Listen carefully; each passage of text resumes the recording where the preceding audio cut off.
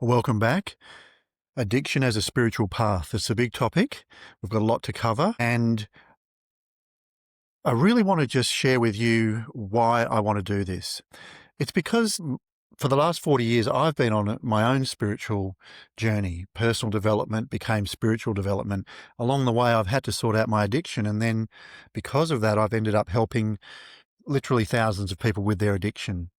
So I've spent years immersed in, a Christian, very radically Christian upbringing, and then that spontaneously turned into an awakening experience, a non-dual experience, which caused me to rethink everything. And I ended up going to university, studying a degree in philosophy. I had 8 years of Jungian dream analysis therapy. I studied Chinese medicine, became an acupuncturist. I taught Qigong. I had mystical experiences with Jesus. I ended up playing the Zen flute, a Zen tradition, the shakuhachi, for many years, still do. And I've had many years of profound Buddhist teachings and practice. So I've got a very broad understanding, but I'm going to distill it all down for you today, no matter which tradition that you're connected with. This is going to be useful to you because we're all human, and if we have an addiction, the addiction is actually something that we can talk about as a commonality. I'm not going to get into the details of various beliefs. I'm going to talk about the nature of spirituality, and this you can then apply that to your own tradition if you have one. So one of the most life-changing revelations to me was that my addiction wasn't just about the drug or the substance or the behavior, that actually was a deeper need. It was a symptom of a deeper need, a deeper calling, that I had a deeper satisfaction, a deeper understanding of myself and life that I hadn't really come to terms with. And in fact, that was the reason why my addiction was there. I had this level of satisfaction that I was trying to solve. With drug experiences, like LSD and other psychedelics, as well as the regular, weed and alcohol and cigarettes and various other opioids and things like that.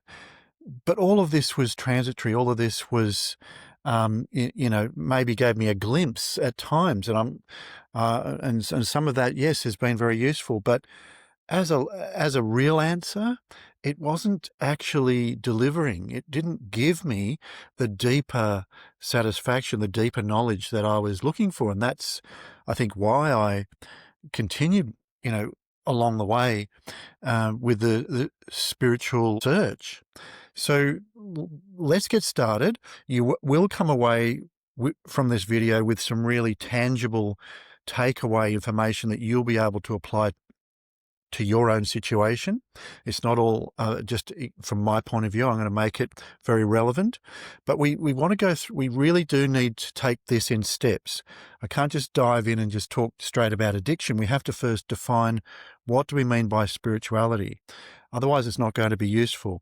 And then we have to look at, as a human being, where does addiction fit in with us and with our spiritual yearning, if you have one. And then what are the attempted solutions that are common, and how does that fit in with the spiritual journey? So there's a lot to unpack. At the end, naturally, I'm going to give you my perspective as a pathway that is going to be very useful for you to start, no matter what belief system that you have. It's not going to interfere with your current understandings. In fact, it'll only enhance them, I believe, and that's been my experience with many people that I've worked with. So let's define what we're going to talk about in terms of spirituality.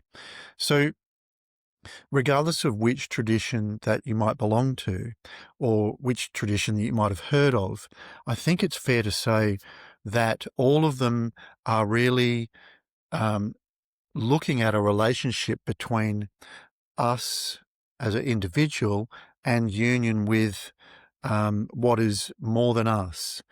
in terms of, and some people give that names like God, or could be a higher power, could be the universe. But there's essentially, we can break it down to, on the basic level, to a union between us as a separate individual and our relationship with the greater whole. So that's what I'm going to use as the basis. And then, each of the different traditions has their own way of understanding that pathway, or the methods for that that interconnection, or that union with the greater. I'm not going to talk about that really. I'm going to talk about how addiction works with that journey when we get there. Now, there's something else I want to say in general about spirituality and different traditions. If you look at all the traditions, they all have, I would call, 3 levels of spiritual understanding. So the first level is what I would call, it's commonly called a fundamentalist level, and that is the level where it's really about a conceptual understanding, a set of rules. It's kind of rules-based. And if there's a scripture, it's usually, the scripture is usually interpreted as the literal meaning of each word. So the idea is that scripture is considered to be, every single word, the word of the divine. And it's very much a conceptual interpretation of that literal word. Now, that's the first level. Let's call it the literal or fundamentalist level. The next level is where the ability to understand the conceptual layer, and including the scripture, is also then informed by what you could call an inner revelation. So there's this kind of interaction with the scripture, or with the understanding, and it's almost like there's an inner revelation or an inner understanding that corresponds, and it gives you the ability to interpret the meaning of the concepts. Okay, that's, I would call, more of a liberal interpretation. Now, you can have a liberal interpretation that's purely conceptual, where people laterally link other ideas and doctrines and things like that. But I'm putting it on this continuum from more conceptual to more mystical or more inner. So the third level being the mystical level of understanding, and that's where primarily the understanding of this union and the experience of that is primary, is where that, in a sense, is the wellspring of knowledge, wisdom, and understanding, and it then further informs the interpretation of the beliefs, the concepts, the scriptures of that tradition. And I think it's fair to say that no matter which tradition you look at, there are all of these levels. I'm not going to name any particular tradition, but I think in your tradition, you can probably see that. And if you can't see that, it might be because you're maybe never thought about this, or you're in one of those 3 levels, and you haven't been exposed to the other. So maybe that's something you might be interested in. So now that we've defined largely the ballpark of spirituality, I know there's obviously a lot more detail, but it doesn't serve us to go there, because I don't want anyone to feel like this information is not relevant to your tradition. What I want to talk about next is, as a human, just as a human being, what do we really want? I mean, this is very relevant to addiction, so just bear with me. So what do we really want? Now, when I'm in my program where I teach and help people with addiction, one of the exercises I do is designed to bring forth an understanding of what you really, really want. And this is very simple. I'm not going to go through it all here, but basically, whenever I do this exercise with almost anyone, um, what ends up what ends up happening is that people get to the same place. If I just ask you, what is important to you, and you might say, my career, and I say, why is it important to you? And you might say, well, because I want to earn money, or and I say, why do you want to earn money? And well, so that I can have a family and have some kids, or because I want to make a contribution to helping some people, or I want to go buy a yacht and I want to sail around the world, whatever it is, right? And then I'd say, well, why do you want to do those things? And this was where it after about the third question, it starts to get a bit hard, because really it's causing you to go from the conceptual into a deeper understanding of what you want. And you'll find that having kids, or having a yacht and sailing around the world, or using money for some purpose, actually ends up being motivated by an inner desire that you have, that inner desire. So it goes from an outer to an inner. And this is very relevant to spirituality. It's very relevant to addiction. So let's just take the example of having kids. Well, why do you want to have kids? Well, because I feel like that's, something that, I just really love kids, and I really want to, experience that. And so what is it about having kids that you look for? You just say it's just this inner urge to, to really, you know, have, care for another human being, and help them grow up and have the best possible life. And so why would you want to do that? Why would you want to do that? And this is where it starts to get a little bit undefined, but essentially it ends up being, and I'm just going to fast forward, it all of these exercises end up coming to a place of deep satisfaction, deep peace, deep contentment, love, care. Even the person that just wants to have, go and get rich and buy a Lambo. Why do you want to buy a Lambo? Well, because it's going to make me, feel powerful, and I'm going to get fame. Well, why do you want fame? Why do you want to feel powerful? Well, I just love it when people, I just love that feeling of success, and people, acknowledge me, and I feel like I've achieved something. What is that feeling? And really, that's a feeling of acceptance. It's a feeling of belonging. So there's this desire to be accepted. There's this desire to belong. And if you look at what's fundamental to that, that moves away from money and status per se, and it moves towards this deep connectedness with others, which if you really explore that ends up getting to a deep connectedness with everything. Not just people, because it's a belonging, it's a feeling at home, it's a feeling of connection. And this, the other part of that is a feeling of deep contentment, that you've actually achieved something and you're deeply content at that time. Now, obviously, that contentment with material objects dissipates quite quickly. It's very transitory, but still, this is what drives people, is this deep inner urge. That's what I was trying to get to. And you'll find that at the bottom of your addiction is this same drive. This is what we're looking for.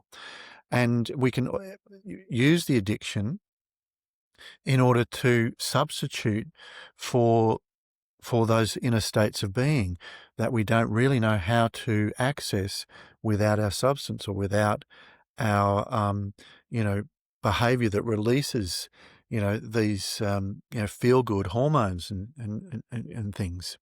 So let's now look at, so if we said that, spirituality, we're going to define it as this, union or in connection with what is more than us, this kind of connection with the whole, and the three levels of spirituality move from kind of the superficial conceptual understanding to the deeper inner experience.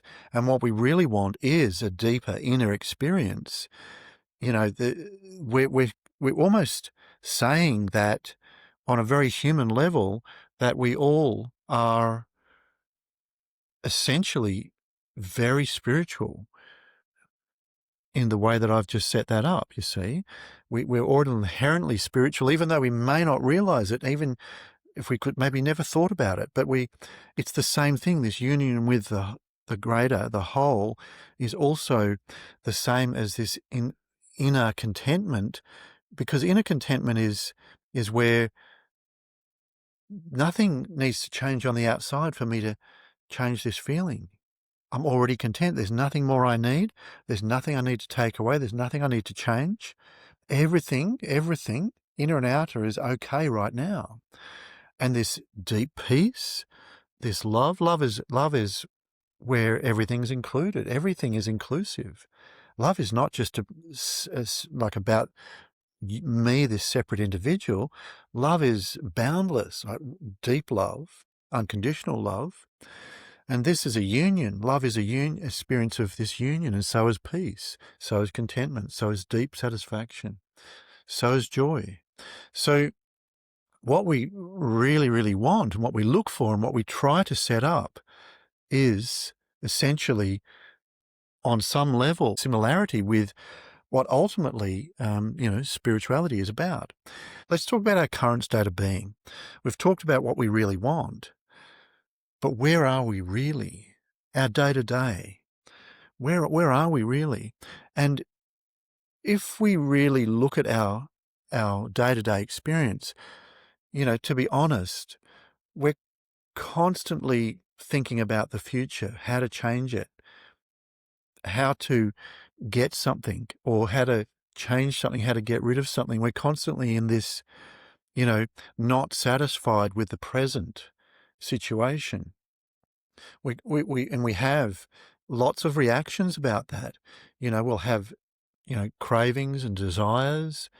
We'll have, irritability with the situation, impatience because it's not changing yet. We could have jealousy. We could have anger because things aren't going our way, the way we conceptually expect. We don't have very many moments of this deep peace and contentment, do we? We're constantly on the move, constantly busy, trying to make everything okay,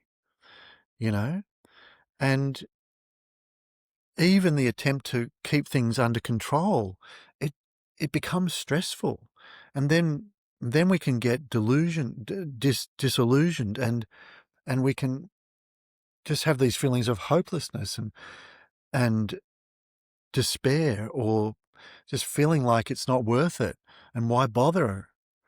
And so then we want to change that experience by, having some other experience, like, having some substance or alcohol, or, having some experience, some sex, or, watching a comedy show and laughing, or having a great meal, or going on an extreme sport entertainment.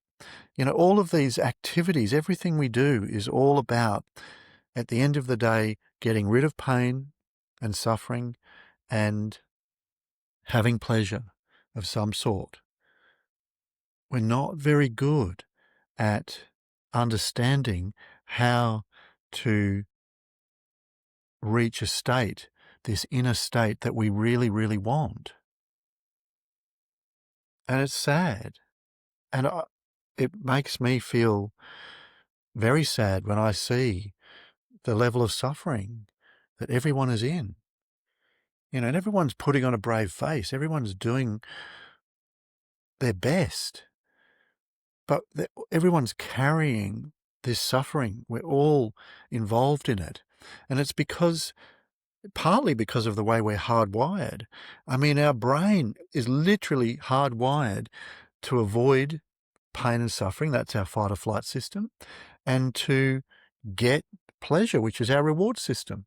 I mean, that's just a very basic understanding of the neuroscience of it, but it illustrates how we've got this hard wiring. And this is operating on a subconscious level. In other words, it's operating, these drives are operating automatically, even when our conscious mind is thinking about the opposite. And whether you've got an addiction or not, this is still happening. So it produces this confusion. Why do I keep doing these things that when I want something different? Why can't I find a way to be deeply content? I was on a boat, going up the coast, beautiful tropical water. I was there with my partner at the time, another person, and this person was saying to me, I've achieved everything, highly paid job, senior status, relatively healthy, young, looking at this beautiful place, looking out at this beautiful water, and everything in the outside world was all perfect in a way. Maybe not perfect, but really good. And this person was just saying to me, why can't I feel happy? Why don't I feel happy right now? What is it? And you see, this is, what our world presents as a solution is actually not a real solution. You see, our society offers us an external situation as the solution to happiness. To buy this car, have this house, have this relationship, and earn a certain amount of money, have certain holidays, have certain other accessories, watches, and clothing, and all of this is just an attempt to use the external situation in order to solve or produce the internal state. But as I just illustrated in that example, you can have all of that. And I have other friends who have everything, but inside, they don't actually have what they really want. They don't have this inner peace, this inner contentment. And to be quite honest, our society doesn't really know how to, doesn't educate us in how to have this. And even our spiritual traditions often, in a sense, get coloured or almost interpreted by this worldly perspective. For the last 200 or 300 years, our thinking, our knowledge has been defined by what we would call the materialist paradigm, which, in a sense has, come to the fore through science. Well, it is changing now with quantum physics and quantum understanding, but the purely materialist view is a very mechanical view of the universe. It's a mechanical view of the body, and the idea is that everything is just pieces separately existing, that banging against each other and interacting, and there's nothing more to the world than what we can see and feel and hear and touch. And this is a very, very limiting paradigm. It doesn't explain many, many things, and I haven't got time to really go into it. But with, different areas of science now, like particularly quantum physics, we're finding that actually consciousness and matter are interdependent. That, in fact, maybe consciousness is the base state of reality, rather than there just being this empty universe. But I'm straying off into a bigger topic.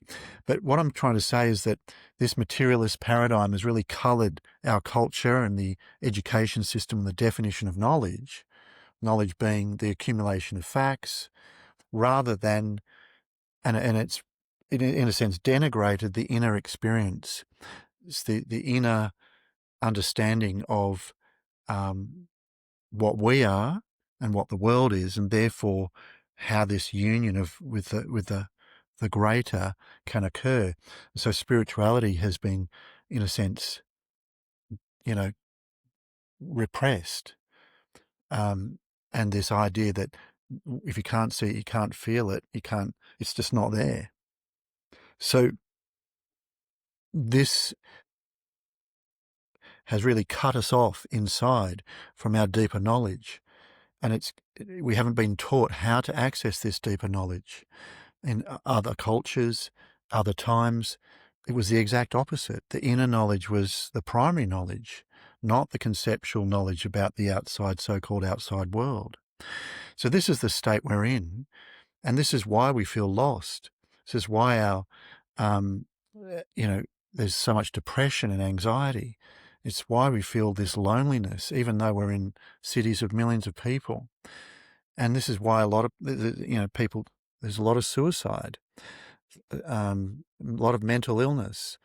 Our society, I'm trying to say, it doesn't have a very good understanding of how to help us understand what we really want and how to access that. And then this is where addiction comes in. See, addiction has come in as a way, as a substitute to help us feel this kind of bliss, this kind of inner contentment, this peace, this joy, this love, ecstasy, this interconnected with the greater, LSD, psilocybin, or other drugs that just help us interact with each other better, or give us this blissful state, or just dull down any of the pain and suffering for a time so that we can just have a break from it all. And so you can really, even gambling is, this massive excitement, this rush, that it's almost a substitute for real authentic passion and purpose in your life. So addiction is really an attempt to solve this essentially existential spiritual lack that we have. And unfortunately, it's not a high quality solution, because it actually destroys us. It destroys our ability to really understand, mostly, and it also destroys our body, and it destroys our relationships. It destroys our ability to open up to new and different ways in our life. And it gets to the point where our life becomes very, very small when it's full of addiction, and you then feel trapped by it. So we were already dissatisfied because we had this inner desire that wasn't being fulfilled, and nothing in life was really helping us with that, really. And then the addiction came along, temporarily gave us some relief, but then actually became even more of a trap, even more of a prison, even more suffering. And really, this is a conflict between our deeper drives for this deep inner satisfaction and our conscious mind. So our deeper drives are motivating the subconscious to use the addiction as the attempted solution, but the conscious mind knows it's destroying us. So we have this battle between the conscious and subconscious, but the conscious doesn't have another solution, doesn't have an answer to this deeper spiritual yearning, this deeper need for authentic connection, joy, peace, true contentment. And so the subconscious keeps on overpowering. And so we're trapped in that. And this is why I see addiction as a spiritual pathway. The journey of addiction gets to a certain point where it cannot be ignored. You go so far and the pain gets so much, and the destruction and the loneliness and the despair and the lack of control gets to the point where you can't stand it anymore. And so you have to break out. You have to look for something different. And it's such a shame that we have to get to this level before we're willing to look outside of what our conventional understanding that our culture gives us. We have to go to what we would say alternative understandings that are not part of the mainstream of our cultural knowledge. And this is where people find people like me who have been on this journey for literally decades and found a way to access this deeper satisfaction. So now that we have an understanding of spirituality, what we really want, our current state of being, why that's there, and how addiction fits into that, and the normal worldly attempts to solve these problems, which is basically, with external experiences which are temporary and therefore not lasting. Now we want to say, well, where do we start? Where do we begin in order to have a solution for this inner state, this inner wholeness, this inner desire to be at one with ourselves and the greater, which bizarrely enough is very satisfying, very peaceful, very even joyous and blissful. And being part of us is not something that is temporary. It's always there. So the question is where to begin? Where to begin when we find ourselves in this kind of lost and separated state, and that we're using our addiction as, in a sense, a substitute for what we really want. So this is where addiction, it becomes front and center of our pathway. And this is where I'd like to share with you my view on how addiction is part of that pathway. In fact, forms a unique pathway in spiritual development. So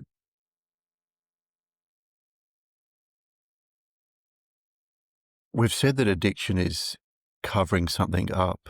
It's a substitute for something that we really want. And we've also said that what we really want is this deep inner contentment, this deep peace.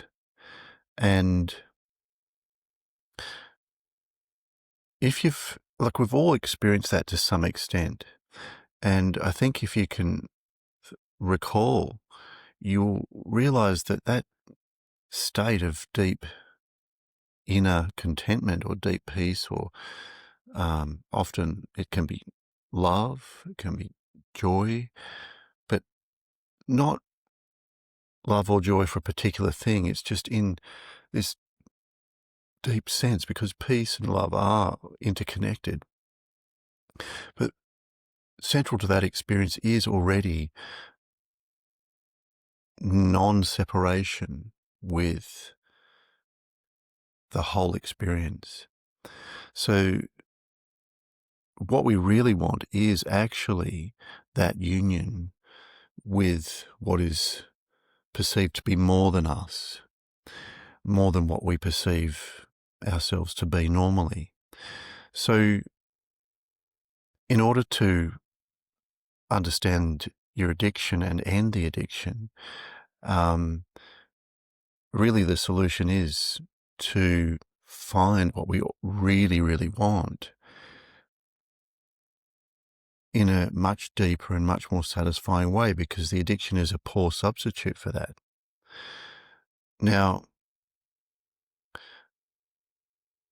what we really want is actually already this union.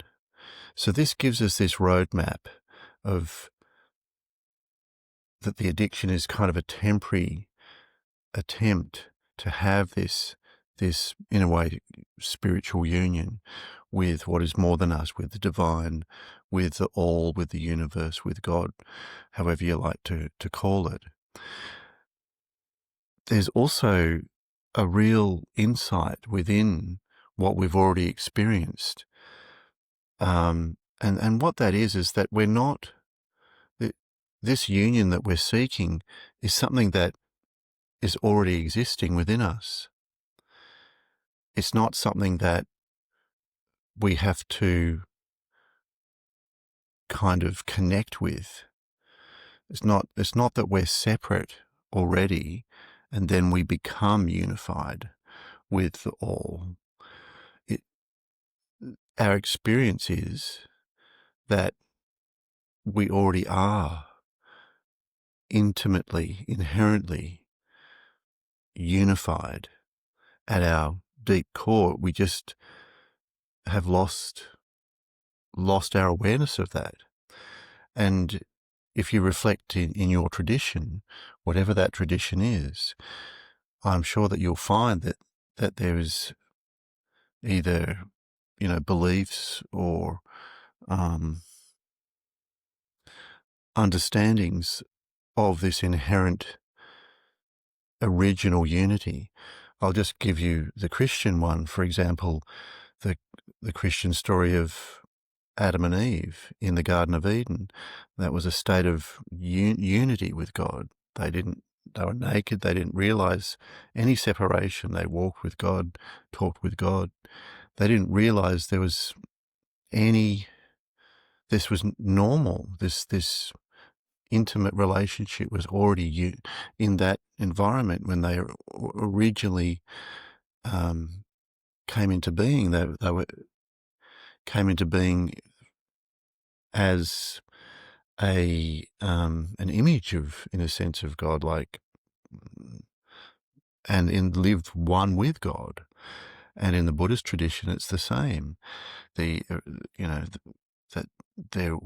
all have Buddha nature. We all have this inherent unity. And in many other traditions, it's the same. So the way that we've been operating, like I said, that we've found ourselves in this kind of separated world where, particularly encapsulated with this idea of this materialist universe where everything is separated, including us. This isn't actually a reflection of this deeper truth that we kind of intuitively know it's already there. Why do we intuitively know that? Well, it's because we want it. We want this deeper unity. It's what we really, really want. How can you want something if you don't have some understanding of it in the first place? How does that desire for that deeper union, how does that even arise in us if we don't know anything about it? Are we just imagining it? Are we making it up out of nothing? Well, and why is it so satisfying when we even have a glimpse of that or just a fleeting experience?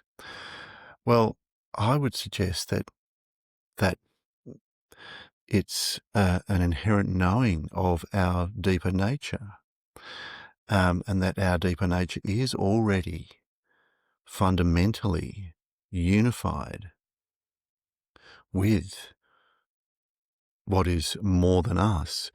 But actually, that's when we say more than us, that's because we have a very limited view of what us or me is.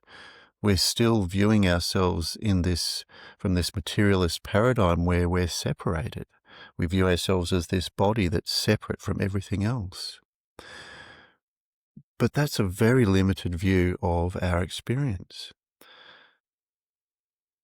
Now, and this is where part of the problem is this, in a sense, ignorance of our deeper nature, of what we are in our totality. And part of the spiritual pathway is to discover the truth of what we are. And in doing that, we also discover the truth of where we are and what we're perceiving. So particularly in the sense of whether it's separate or unified. So this is where now addiction becomes central to this journey, because addiction gives us that real reason to investigate. We've had enough of it. It's damaging us. It's damaging our life, our relationships. And we know that it'll create more damage in the future. So it gives us this impetus, this real reason to break out of the known. Because what we've known has not worked. We've tried to force ourselves to stop this behavior, but there's something in us that doesn't want to let go of that addiction. And I'll tell you the reason is because that addiction is substituting for this original union that we're not able to access consciously without the addiction. And even the addiction is a very, very poor substitute. So we know what we want, and we know that we're kind of, in a sense, limited in our view, and that the addiction is trying to substitute that. So in order to end the addiction, then as a spiritual journey, it's really an uncovering of more of what we are. Because if we already contain that original, already are that original unified being with the divine, let's say, then we just need to uncover that. And in uncovering that is really uncovering this original unity that's already within us. So how do we begin to, walk this path? And how do we use addiction as our pathway? Well, first of all, addiction provides that real motivation to uncover more of the truth of what's going on.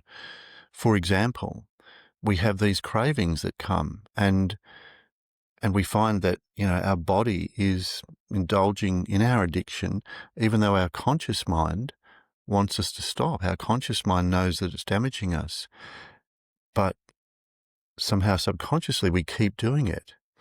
This urge comes out of nowhere. It comes from our deep subconscious. And I would suggest it's coming from this deeper yearning for this union. So the addiction's already part of the path. If you look at it like this, it's already providing this motivation, and it's already connected to this desire for this deeper satisfaction, this deeper union, this deeper contentment. So the motivation's there, and we know that it's being motivated subconsciously. So that means the conscious mind is limited. The conscious mind doesn't have full understanding of how to access this deeper union, this deeper contentment freely. And if the conscious mind had that understanding or had that skill, that ability, then the addiction wouldn't be necessary. And this is what I find with my clients. As you learn how to access this deeper state of okayness, this deeper contentment and peace, what happens is the addiction just falls away. So now not everyone has to have a so-called, spiritual awakening or revelation in order to end the addiction, because just accessing more of our deeper nature is enough for the subconscious to drop that. But what we're talking about here is going further than just ending the addiction. The addiction becomes the reason why we investigate ourselves further. So how do we go about doing that? Well, we've said that the conscious mind is limited in its understanding, and this urge for the addiction is coming from the subconscious. So the subconscious is just doing that because the conscious mind isn't providing another solution. you see. So what we need to do is use the conscious mind to learn, to open up, to be able to access this deeper state within us. And as it does that, then it does provide a solution for the subconscious to let go. So now let's talk about how do we um, direct the conscious mind to uncover this deeper state. Well, first of all, we need to consciously learn more detail about our experience, because everything occurs within our experience. And our experience is not just one thing. Well, it is one thing, but it actually, when you look at it, it's made up of different aspects. For example, there is, sight, there's sensation, there's hearing, there's the other senses, taste, smell, there's thinking, and there's other aspects of mind. So other than just purely thoughts, there's also imagination and memory, there's logic, there's combinations of all of these as emotions, because emotion is a combination of sensations, thoughts, imagination of the future, like something horrible you imagine is going to happen. Then you have fear as an emotion, or memory is involved often because there's a linking to past experiences that either can be traumatic just remembering them, or pointing to maybe what the future might be if it's happened before, and then we have this emotional reaction to that. So I won't go into all of the detail of that at the moment. I mean, that's a bigger topic, but essentially we need to learn the components of our experience. That's actually the first thing we do in my program. We learn the components of experience, and that actually helps the conscious mind gain some control, because in recognizing the components of your experience, you're in a sense no longer kind of caught in the movie of your experience. You know how when you watch a movie you just forget where you are? So by recognizing the components, you in a sense can start to see a bigger picture, a bit more of a helicopter view and you're no longer overwhelmed by your experience. So that means when cravings come, when you have that fight or flight, fear and anxiety, when your addiction is really coming on strong, well, you then you're gaining this skill to actually not be overwhelmed by it, by having this bigger view of what's happening. Okay, now that's simply only the beginning to start to open up. And what we're really doing is we're opening up our awareness, aren't we? Because by being aware of the different components, we're starting to open up and realize that thoughts are occurring and I am seeing the thoughts. Emotion or sensation is occurring and I am seeing the emotional sensation. So that means we have the ability to witness what is occurring. And that's an increase or opening of awareness, just to realize that we can witness what's happening. And so then we continue to open up our awareness and we become aware that we're aware. Now that really changes things, because this is where we can start to access more of that deeper state. Because if you become aware that you're aware, you then the next step is realizing, well, what are you in relation to this awareness? So I'm going very quickly here, but essentially by becoming aware that you're aware, you then start to realize the qualities of awareness. And you realize, well, one quality of awareness is that it's not separate from anything. If you just look around, you realize that everything you can see is not separate from your awareness. And if you just allow yourself to drop your thinking mind for a minute and just see that, you realize that awareness is already showing us this unity.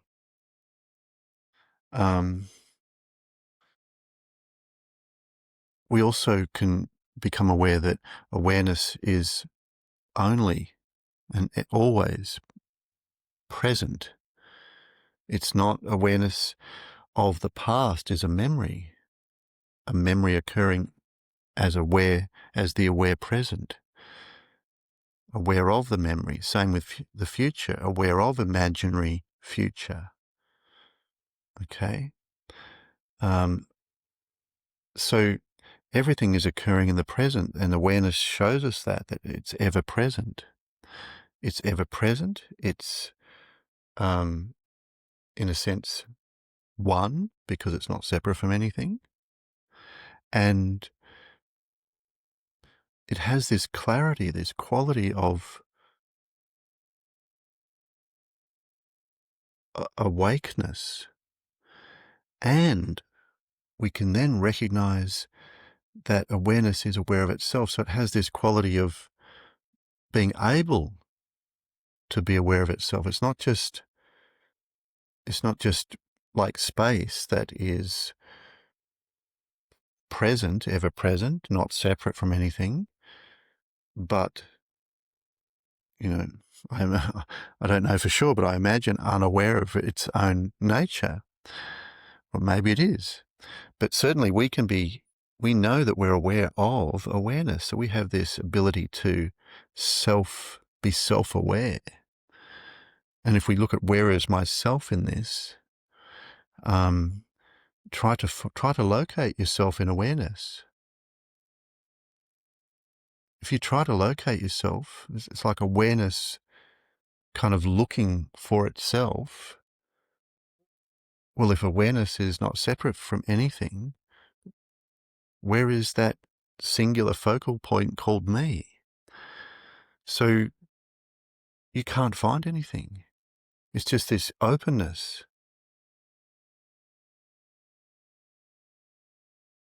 So in investigating our addiction, going from this subconscious urges and this conscious conflict of wanting to stop the addiction and fighting the addiction, trying to stop the actions, instead of doing that, if we get the conscious mind to start by just becoming more aware, which is what we've done, I won't repeat the steps, we come to this recognition that there's this inherent unity. We come to the recognition that this desire for union with the greater is already something that's present, and we're just not recognizing it because our awareness has been so limited. We weren't even aware of awareness. And then when we become aware of awareness, we become aware of this already cognizant nature of awareness, the ability to recognize itself. And then when we try to find ourselves in that, we realize that there is no separate me that I can locate, yet I'm present. And I'm not separate from awareness. So already we are in this realm of this unity. Now, this goes further. The more that you kind of, let's say, practice this state, practice this being step by step, bring yourself to this, open your awareness to this point, the more that your mind and your emotions settle down.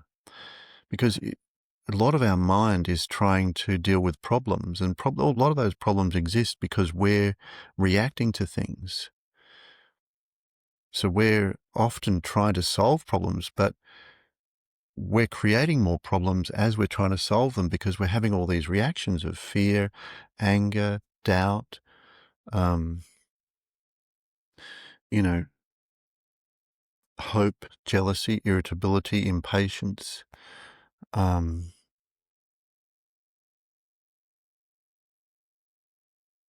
and these can, manifest as depression, sadness, or hopelessness, loss of purpose, loss of identity.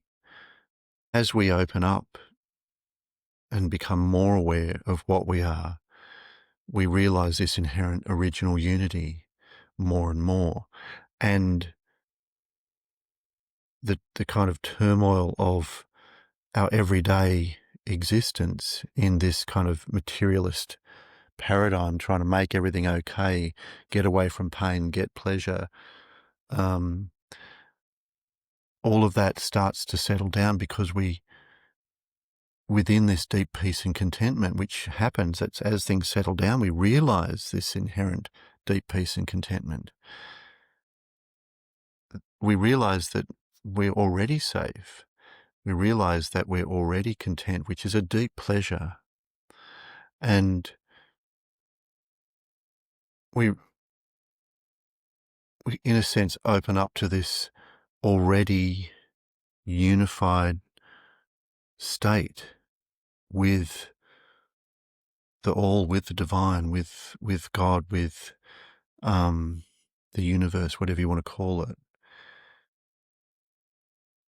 And there's obviously, this is just the tip of the iceberg because there, there's a lot of questions there about the intelligence of and the all-knowing nature of this. But the purpose of this video is to show that addiction, can become a spiritual path. And so I think I've shown that I might just summarize, shown that by showing that it provides the original motivation for what we really want. And what we really want is a spiritual yearning.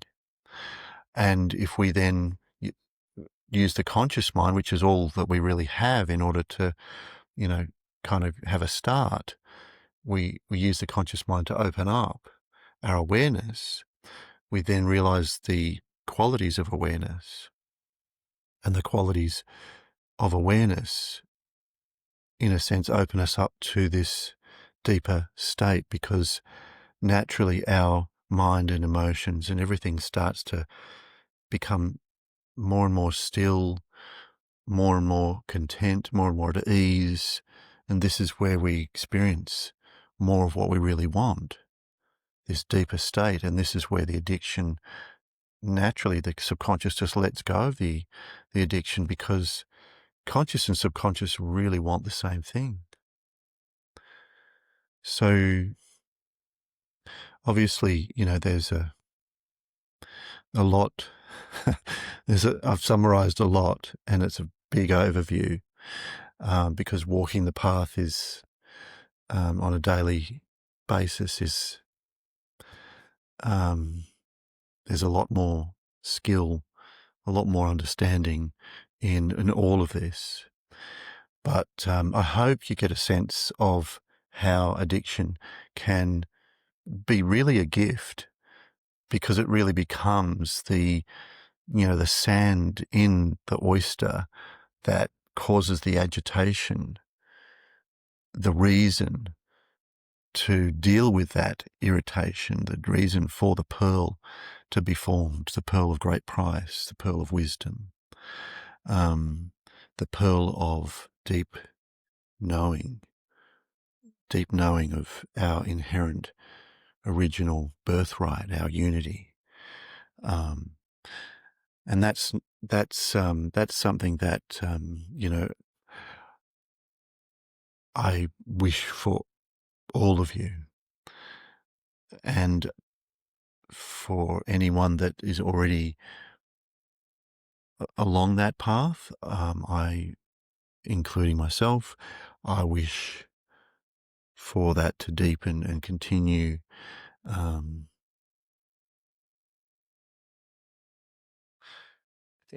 in all ways. So with that, I shall leave this video, and I'd love to hear your comments. I imagine that, some of this may appear on the surface to clash with some beliefs, but I think on deeper examination, as we move through, that from that fundamentalist level to the more liberal or revelatory level of understanding, you see, in a way, experience is part of that revelation. It moves you into the revelation level of spiritual understanding, and the further you go, it becomes more of this inner mystical union. So yeah, I'm sure any conflict, in conceptual conflict with your belief system, I'm sure can be resolved as you open up and have a deeper experience of the truth of your tradition.